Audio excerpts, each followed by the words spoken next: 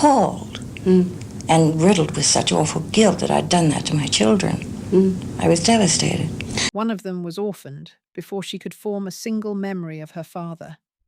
One of them arrived from overseas, barely able to stand on her own 2 legs. One of them married into a fortune so vast and so haunted that the family name still makes people flinch. And one of them walked away from Hollywood entirely and never really looked back. Their names were Michael, Christopher, Liza, and Maria, the 4 children of Elizabeth Taylor. Let's start with the one whose life began under the darkest cloud of all. The daughter who never met her father. In the summer of 1957, Elizabeth Taylor was about as happy as she would ever be. She was married to a producer named Mike Todd, a man friends described as the great love of her early life. And on August 6th of that year, in New York City, she gave birth to a daughter. They named her Elizabeth, though everyone in the family simply called her Liza. The delivery wasn't easy. Liza arrived by cesarean section, small and early, and for a short time both mother and baby needed close watching. But they came through it, and for a few months, the household built around them looked like the calmest one Taylor had known in years. That calm didn't last. In March of 1958, Mike Todd boarded a private plane nicknamed the Lucky Liz, a nod to his young wife, and set off for New York for a business trip. Somewhere over New Mexico, the aircraft ran into a storm. It never made it to its destination. Todd was killed instantly, along with everyone else on board. Liza was not yet 8 months old. She would grow up without a single conscious memory of the man who gave her that nickname on the side of his plane. Only photographs, home movies, and whatever stories other people chose to share with her. Elizabeth Taylor, by every account from people who were close to her at the time, never fully recovered from that loss. She was 26 years old, suddenly a widow with an infant daughter, and she was expected to grieve in front of a press corps that gave her almost no room to do it privately. In the years that followed, her life kept moving at a pace that would have overwhelmed most people. She married the singer Eddie Fisher. That marriage came apart. Then she married the actor Richard Burton, the man history now most associates with her. And for a while, Burton became something close to a real father figure for Liza. Those who watched them together said the bond was genuine, and it outlasted his marriage to her mother, which itself ended in the kind of headline-grabbing collapse the tabloids of the era lived for. Through all of that noise, Liza herself grew into someone almost nobody expected. Where her mother thrived under attention, Liza seemed to shrink from it. People who knew her as a young woman describe her as watchful, quiet, far more at ease around horses than around a room full of adults trying to talk to her. She appeared in family photos at premieres because she had no choice. But she never once tried to turn that access into a career of her own. Instead, she found something that had nothing to do with cameras at all. She picked up a chisel. Liza trained seriously as a sculptor, working mostly in bronze, and she built a genuine reputation in a corner of the art world that has almost nothing to do with celebrity, depicting horses and wildlife with the kind of anatomical accuracy that takes years to earn. People in that field said she never once traded on her last name to get a gallery's attention. Most of the people she worked with for years apparently had no idea who her mother was until someone else mentioned it. Her talent was eventually recognized in a well-regarded book on racehorses in fine art, alongside only one other living sculptor, a genuine honor in that world, and one that had nothing to do with anything her mother had ever done. In 1984, she married an artist named Hap Tivey, and the two of them settled onto a large wooded property in the Hudson Valley, about as far from Beverly Hills as a life can get. They raised 2 sons together, Quinn, born in 1986, and Reese, born 4 years later. And by most accounts, the two boys grew up with a far quieter sense of who their grandmother was than the public image most people carried. To them, she was simply the woman who showed up for birthdays and asked pointed questions about their schoolwork. People who lived near them for those 2 decades describe a quiet, almost invisible presence, a woman who kept to herself, whose connection to one of the most photographed families on the planet only became apparent if you looked closely enough into her face and noticed the resemblance. She and Hap eventually separated in 2003 after nearly 20 years of marriage, but the split was said to be gentle, and to this day, the two reportedly still live only a few miles apart, on good terms, for the sake of their sons. Her sculpting only deepened with time, and the work itself seemed to grow more personal as the years passed. One of her most talked about pieces was a life-sized bronze of a rescue dog, cast using material recovered from the wreckage of the World Trade Center, made as a tribute to the search and rescue teams who worked there after September 11th. It wasn't a commissioned piece, and it wasn't made with any gallery sale in mind. By most accounts, it came from something closer to a personal need to memorialize what she'd watched unfold on television along with everyone else that year. Later, her focus shifted overseas, toward African wildlife. She began working directly with an elephant orphanage in South Africa, and eventually built an entire exhibition around the animals she came to know there personally.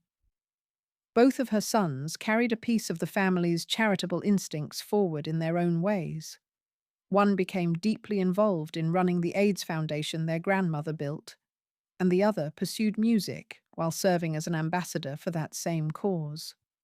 There's a particular kind of quiet that settles over a person who grew up watching their mother get chased down streets by photographers, and people who've spent real time with Liza over the years say that quiet is unmistakable in her. She isn't cold, by any means, and she isn't hiding from anything. She simply never developed the appetite for attention that seemed to come so naturally to the woman who raised her. Friends of the family have described visiting the Hudson Valley property decades ago and finding Liza out in the barn before sunrise, more comfortable talking about a horse's gait than about anything happening in the movie business 3,000 miles away. That instinct, oddly enough, is what makes her professional recognition so striking. In a field where technical mastery takes years to earn and reputations are built slowly, through the actual quality of the work rather than through publicity, Liza built hers the old-fashioned way. She studied anatomy. She studied movement. She spent countless hours simply watching horses in the field before she ever touched a block of clay. Because getting the proportions wrong, even slightly, is the difference between a sculpture that feels alive and one that doesn't. People who bought her early pieces, back before her name carried any weight in that world, often had no idea whose daughter they were dealing with. Today, in her late 60s, Liza still lives quietly on that property in upstate New York, mostly out of view, still letting her work speak for her the way it always has. But as difficult as her start in life was, Liza's story isn't the one that involved the most physical suffering. That distinction belongs to a little girl who came into the family a few years later, from a country still rebuilding itself after a war. A girl who, for a long stretch of her early childhood, doctors weren't entirely sure would ever walk the way other children did. The girl from Munich. In the early 1960s, while she was married to Eddie Fisher, Elizabeth Taylor began the process of adopting a child from Germany. The girl's name was Maria, born in Munich in the summer of 1961. Her early life had already been shaped by hardship before Taylor ever entered the picture. She had been placed for adoption as an infant, and she had been born with a serious hip deformity, the kind of congenital condition that, left untreated, threatens to leave a child with a permanent, painful limp or worse. By the accounts of people close to Taylor at the time, she wasn't discouraged by the little girl's medical condition. If anything, it seemed to draw her in more. She reportedly told friends she wanted this particular child specifically because she was unwell and because she believed she could help her. It's a small detail, but it tells you something about how Taylor approached the idea of motherhood, not avoiding a child who needed more, but choosing to lean directly into it.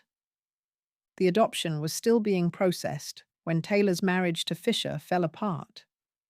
When she married Richard Burton in 1964, he stepped in and completed the legal adoption himself, and from that point forward, effectively became Maria's father in every way that counted. She took his name. She was raised as Maria Burton. What came next is one of the more physically difficult chapters in this entire family's history, and it rarely gets talked about in much detail, perhaps because it doesn't fit the glamorous version of this family that most people picture. To correct her hip, Maria went through a long, repeated series of surgeries throughout her childhood. By some counts, close to 20 separate operations, each one requiring recovery time, each one carrying its own risks, each one asking a small child to be brave in a way most adults never have to be.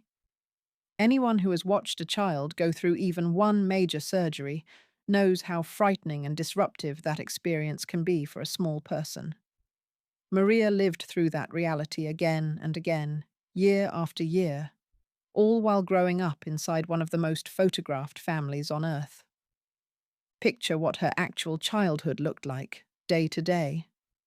While her siblings were off at school plays or out riding horses, Maria was often recovering, relearning how to walk after another procedure, spending long stretches of time in casts or braces meant to slowly reshape her hip as she grew. And yet, by most accounts, she was never set apart or treated as fragile within the household. Taylor apparently made a deliberate point of including her in everything the other children did, refusing to let the medical realities define how the family treated her. She traveled with them. She appeared in every family portrait. She was simply one of Michael, Christopher, Liza, and Maria, not treated as different because her path into the family had looked different from theirs. As an adult, Maria moved into design work, spending time in the clothing and fashion world, while also staying involved in the charitable causes tied to her mother's name.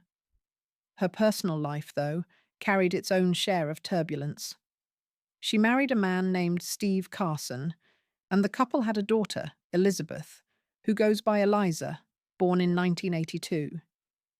That marriage came to an end around the turn of the millennium, after close to 2 decades together. She remarried in 2002, this time to a man named Tom McKeown, and the two had a son together.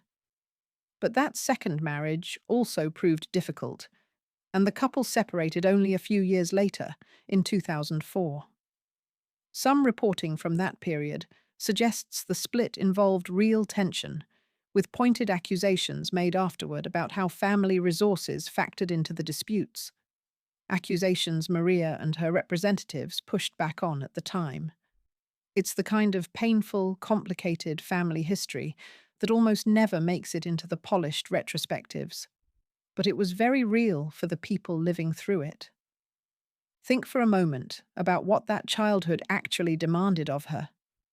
Most children spend their early years learning to run, to climb, to keep up with older siblings without a second thought.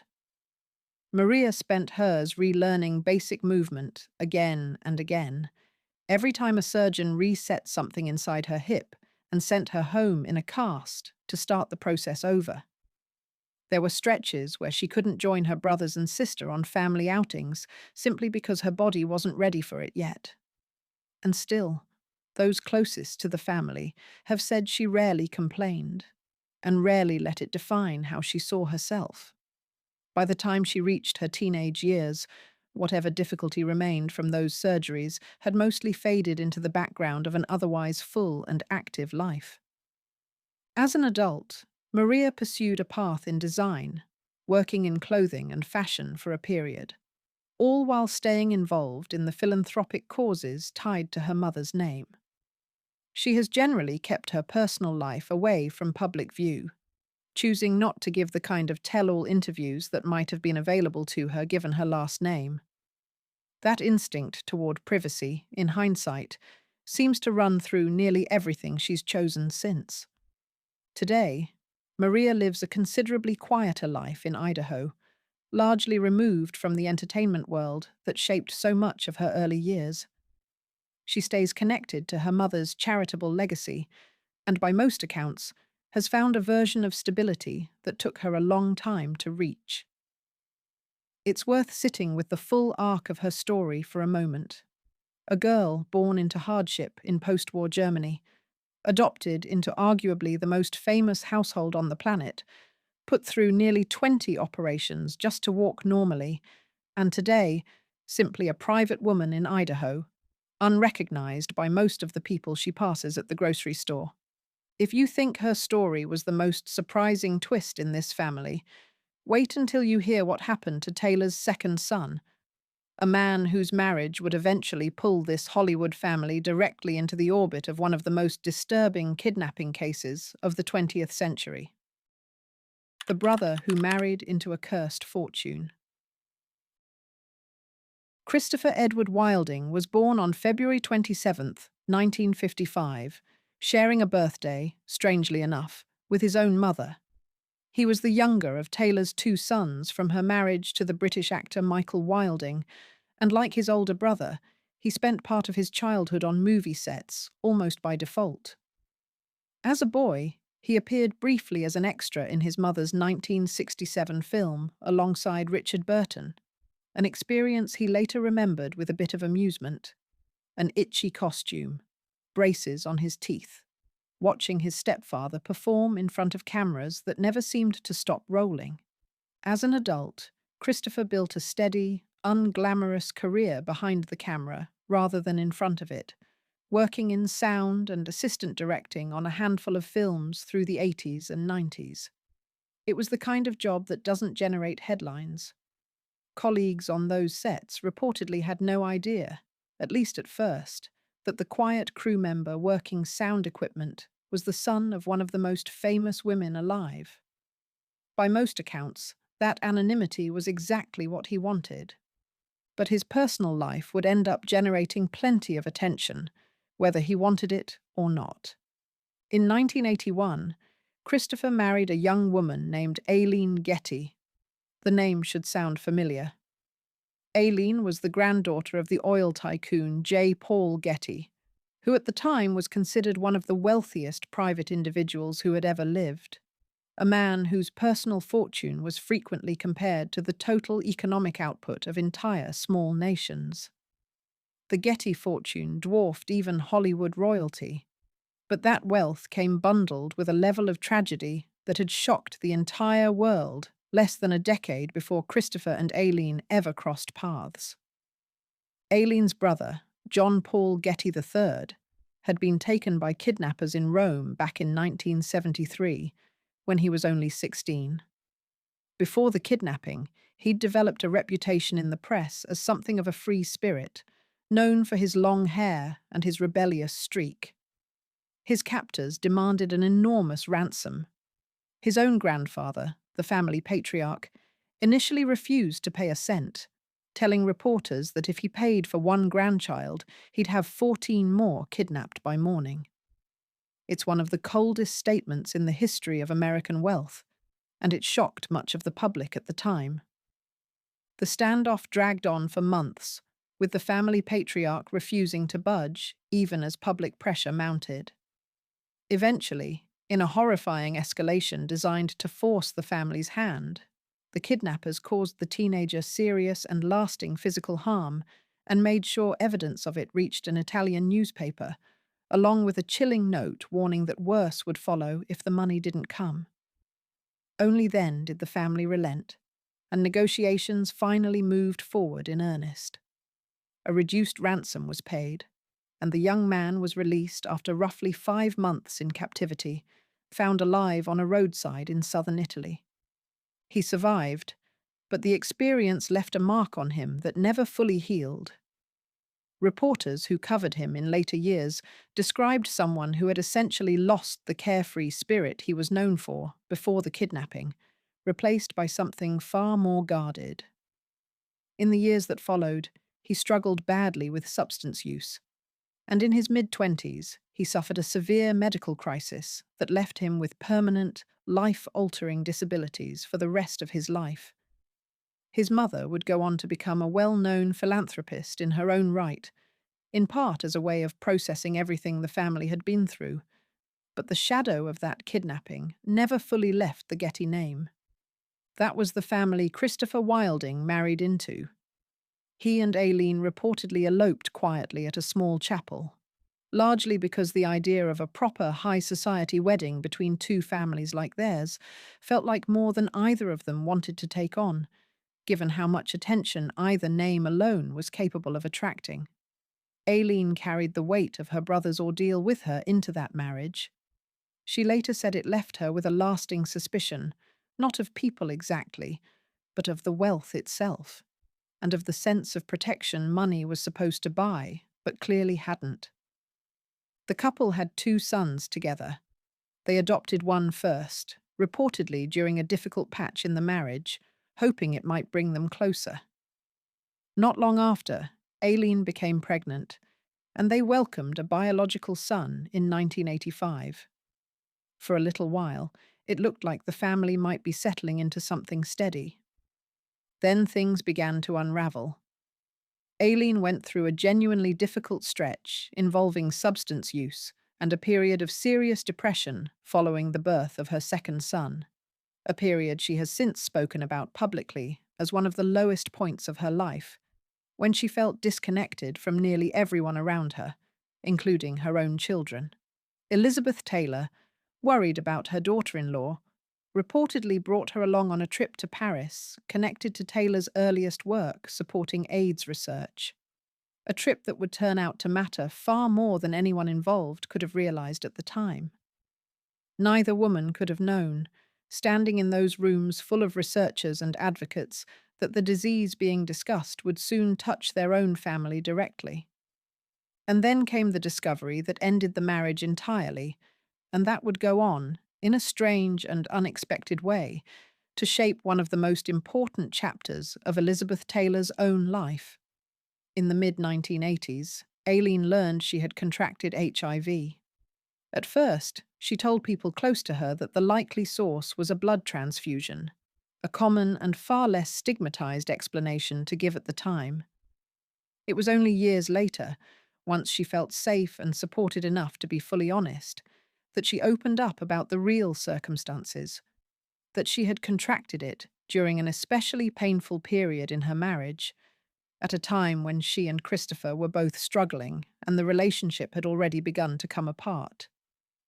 It's worth remembering just how frightening a diagnosis like that was in that specific window of history. The mid to late 1980s were the height of public panic and misinformation around the disease, a period when even basic facts about how it spread were poorly understood by most of the public, and when a diagnosis like Aileen's could end friendships and careers overnight, not just marriages. Christopher and Aileen divorced by the late 1980s, with Christopher taking on primary care of their 2 young sons in the years that followed. Here is where the story takes its most unexpected turn. Aileen did not disappear from the family after the divorce. She and Elizabeth Taylor stayed close for the rest of Taylor's life. Aileen continued to speak of her former mother-in-law with real warmth for decades afterward, and by every account, Taylor never treated her with anything resembling judgment. Not over the affair, not over the diagnosis, not over any of it.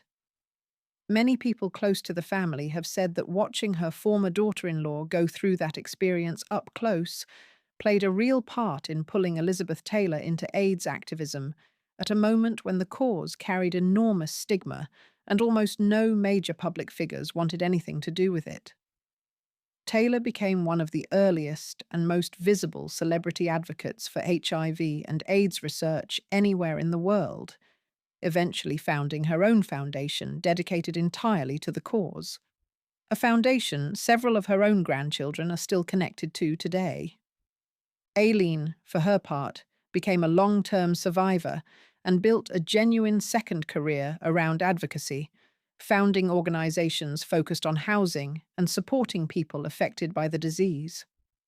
She remains an ambassador for the Elizabeth Taylor AIDS Foundation to this day, decades after her marriage to Christopher ended. The two women stayed close right up until Taylor's death in 2011. It's worth pausing on just how unusual that relationship really was. Most marriages that end the way Christopher and Aileen's did don't leave much room for the kind of bond that followed. But Taylor had already lived through more loss and more public scrutiny than almost anyone of her generation. And by the time Aileen came into her life, she seemed to have very little patience left for judging anyone else's pain. Instead of distancing herself from a difficult chapter in her son's life, she leaned toward it, the same instinct that had once drawn her toward a little girl in Munich who needed more help than most. As for Christopher, he eventually remarried to a sound editor named Margaret Carlton, and the couple had a son, Lowell, born in 1992. He has stayed almost entirely out of the public eye since then, continuing to work in the film industry, largely on projects most audiences would never connect to his family name at all. By his own account, he keeps one particularly meaningful piece of his mother's legacy in his own home, the very first Academy Award she ever won for a film she made back in 1961. Not displayed for visitors, but simply kept close, the way a person keeps something that matters more to them than to anyone else. Christopher's story might be the most unlikely of all four children, a Hollywood son marrying into an oil fortune, that marriage colliding with the aftershocks of one of the most disturbing kidnapping cases in modern history, and the fallout from it ending up shaping his own mother's activism on a global scale. But his older brother's path, in its own quieter way, was just as far removed from anything you'd expect from the son of a movie icon. The eldest son, between two worlds. Michael Howard Wilding Jr.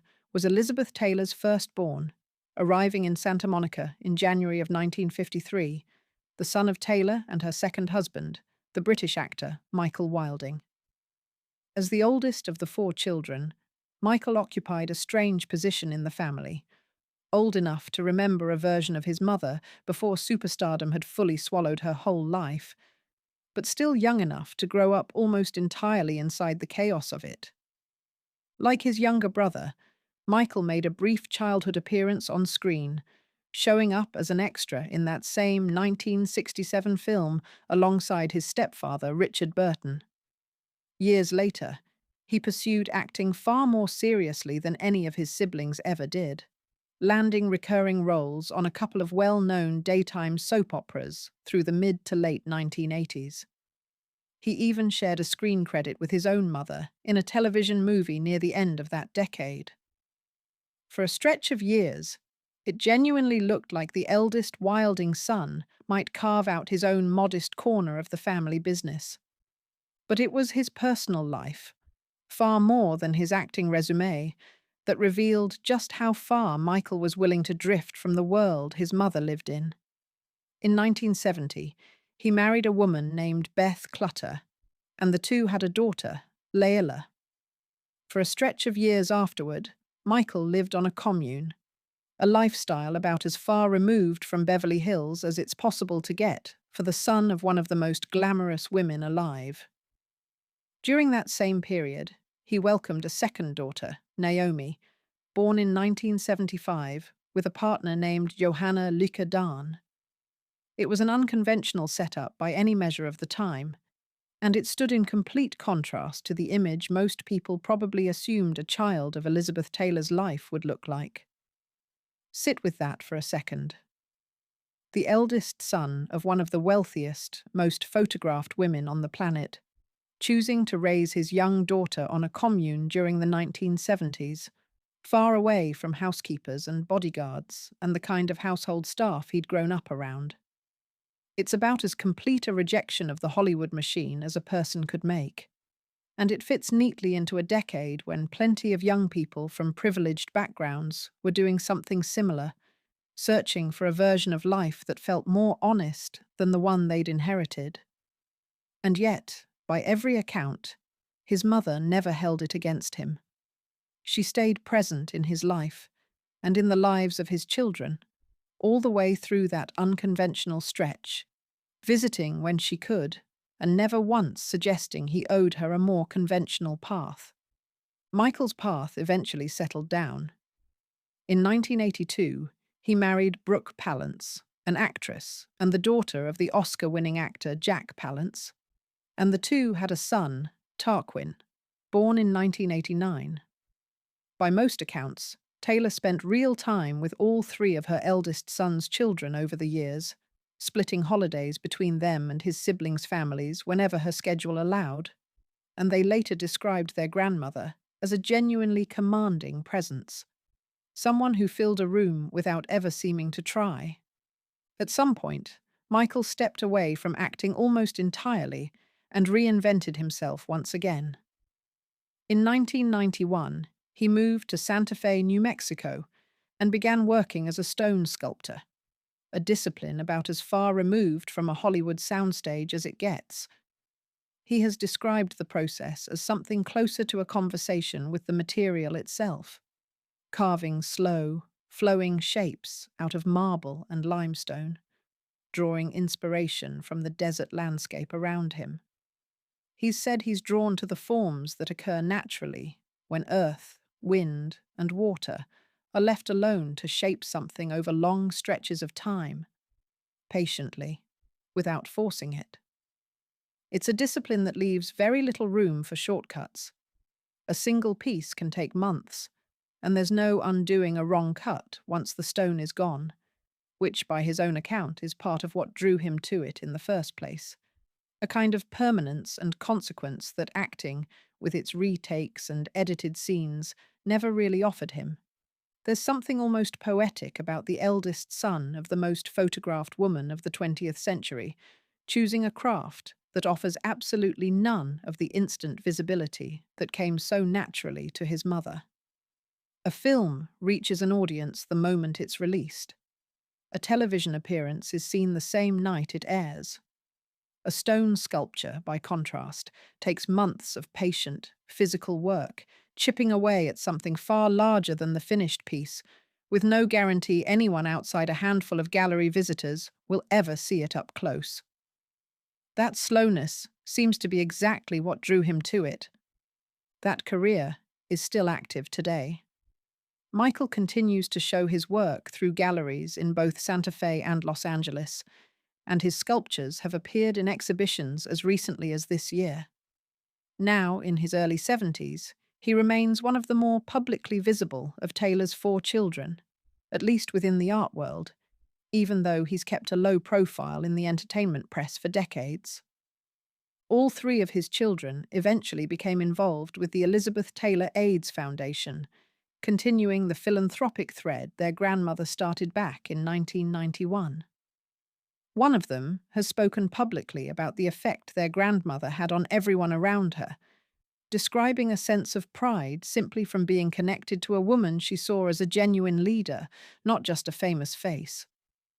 Michael's path, from soap opera sets to a commune to a sculpting studio in the New Mexico desert, is one of the more unpredictable turns among the 4 siblings. But when you step back and look at all 4 lives side by side, a much clearer picture starts to come into focus. Where they stand today.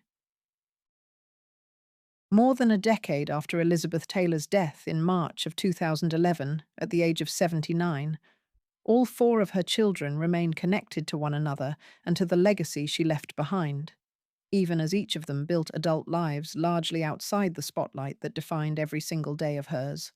Michael Wilding Jr. still works stone in Santa Fe, showing new pieces in galleries in New Mexico and Los Angeles. Christopher Wilding lives quietly, connected to the film industry behind the scenes, holding on to the pieces of his mother's history that matter to him personally. Liza Todd continues sculpting on her property in upstate New York. Her focus increasingly turned toward wildlife conservation work overseas. And Maria Burton has settled into a private life in Idaho, staying connected to her mother's charitable causes from a comfortable distance. Between the four of them, they gave Elizabeth Taylor 10 grandchildren, several of whom now carry pieces of her legacy forward directly, running her AIDS foundation, managing her estate, keeping her memory active in the causes she cared most about, from HIV research to wildlife conservation to housing for people who need it. None of the four children ever chased the kind of fame their mother carried for nearly 70 years. If anything, each of them built a life around the opposite instinct entirely: privacy, craft, and real distance from the cameras that followed their mother everywhere she went. When you look at old interviews of Taylor talking about her children, there's a pattern that shows up again and again. She rarely spoke about them in terms of achievements or careers. She spoke about them in terms of how they made her feel steady, how coming home to them after a film shoot or a hospital stay was the one part of her life that never felt like performance. Given how chaotic the rest of her world was, that steadiness might have been the rarest thing she ever had. A daughter who lost her father before she could remember him picked up a chisel and started shaping something permanent out of raw material.